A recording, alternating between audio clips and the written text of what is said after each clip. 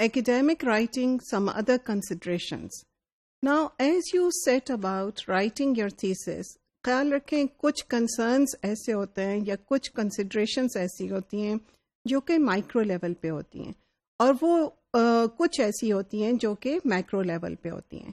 جو macro level کی ہیں that deal with broad issues, اور جو مائکرو لیول کی ہیں they will be talking about linking word, specific use of words, punctuation, capitalization, چیزیں جو کہ ہم ڈسکس کرتے رہیں. Something more about the macro concerns of the thesis. You must not lose focus of the macro concerns کیونکہ جتنی بھی micro چیزیں ہوتی ہیں they are tuned to achieve the macro concerns of a thesis یا academic writing. جب بھی آپ کوئی academic writing کرتے ہیں یا اپنا thesis لکھتے ہیں which is also one form of academic writing, you keep into mind the audience, the purpose, the organization, کس طرح سے اسٹائل ہوگا، کس طرح سے فلو ہوگا، کس طرح سے آپ اس کو پریزنٹ کریں گے. So all of these are interconnected, and although the arrows over there are moving downwards because they are showing a concern from the macro to micro, yet these also flow upwards. یعنی even آپ کی جو presentation ہے، flow ہے، style ہے، وہ all is working towards organization, is working towards the purpose, and is working towards the audience that you have in mind. So اگر ہم بات کریں آڈینس اور پرپس کی، کیونکہ جو بھی آپ کا پرپس ہے وہ آپ ذہن میں اور جو بھی رکھیں گے in terms of your audience, کون آپ کا تھیسس پڑھے گا، based on that you are thinking about the purpose آپ کا کیا ہے. یاد رکھیں مختلف چیپٹرز میں ہو سکتا ہے آپ کا پرپز تھوڑا سا مختلف ہو، that is why they are divided into different chapters. Or based on your purpose, your strategy will also be different. So in case you feel that your audience does not know much about the subject matter that you are talking about, تو آپ کی جو tone یا style جو ہے وہ instructional ہو جائے گا. آپ اپنی پیس سلو رکھیں گے اور طریقے سے چھوٹی چھوٹی چیزوں کو ایکسپلین کرتے ہوئے چلیں گے. Can you think of an example where this instructional style will come? It will come in the methodology, کیونکہ اس کے اندر جو آپ کر رہے ہیں وہ آپ کے author کو یا آپ کے ریڈر کو نہیں پتہ ہے. You will again be more instructional as you sort of try to interpret the results. You will be more instructional when you talk about the choices. کس طرح سے آپ نے کیا چیزیں کی، کیوں کی، پروسیس میں کیا چیز انوالو تھی، یہ وہ چیزیں جو آپ کو پتہ ہیں. Now when you think of an audience which is very well informed, so you will display a familiarity.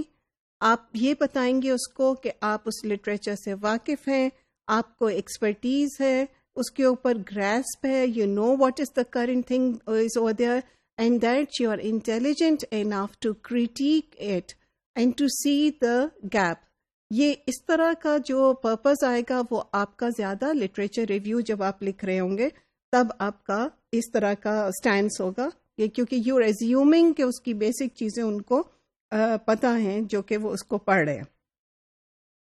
اسی طرح سے جب آپ آرگنائز کریں it is always recommended to use a structured format. جو اسٹرکچرڈ فارمیٹ ہوتا ہے آرگنائزیشنس کا یا جب آپ ایکیڈیمک آرٹیکلس لکھ رہے ہوتے ہیں، اس کا پوائنٹ ہی یہ ہوتا ہے کہ it facilitates the reading of the article یا ریسرچ. جتنا آپ ایک اسٹرکچرڈ طریقے سے چلیں گے، following the what ever structure is acceptable in your discipline جو بھی ایجوکیشن میں ہے، اتنا ہی آپ کا تھیسس پڑھنا لوگوں کے لیے آسان ہوگا. پلیز ڈونٹ فرگیٹ کہ یہ patterns of organization are an important step towards making your thesis readable. And that is why you must follow it through. So کہیں آپ سے کوئی بھول چوک بھی ہو جاتی ہے تو بھی آپ کا آرگنائزیشن اگر کلیئر ہوگا تو your examiner will be able to follow you through carefully, or it can be sort of ignored. اگر ہم بات کریں اسٹائل کی, فلو کی اور پریزنٹیشن کی اسٹائل کتنا فارمل انفارمل ہونا چاہیے. Again it is best to look at your purpose اس کا ایک ایکڈیمک فورم پہ ایک بات کرنا ہے, so it's very formal. Your style should be formal, your tone should be formal also, but it should not be condescending. ایسے نہیں کہ آپ اپنے اس طریقے سے بات کر رہے ہیں, ٹال کلیمز کر رہے ہیں جیسے آپ نے سب کچھ کر لیا اور اس سے پہلے کسی نے کچھ نہیں کیا. So you have to be very careful, and because over here you are walking a thin line. اسی طرح لینگویج آپ کی کتنا فلو ہے, کس طرح سے کوہیسو لنکس آپ یوز کر رہے ہیں, ڈفرینٹ ورڈز ہوتے ہیں ٹو سائن پوسٹ, پریزنٹیشن کتنی کلیئر ہے آپ کی, اتنا ہی اس کو پڑھنا آسان ہوگا. So again, this is guided by the purpose and the audience that you have in mind. That is why we have been talking about using signposting. Hare chapter کے بگننگ میں, ہر چیپٹر کے اینڈ میں summarize کریں اور beginning میں بتائیں کہ ابھی تک کیا ڈسکشن ہوئی اور کیا اس چیپٹر میں کس طرح سے کون سی انفارمیشن کس سیکشن میں دی گئی ہے. کیپ آن ریمائنڈنگ, جو آپ کنکلوژن کرتے ہو دے ایکٹ ایز ریمائنڈرز. جب آپ نیا چیپٹر شروع کرتے ہو اور تھوڑی سی پچھلی بات کرتے ہو, دیٹ از اے ریمائنڈر.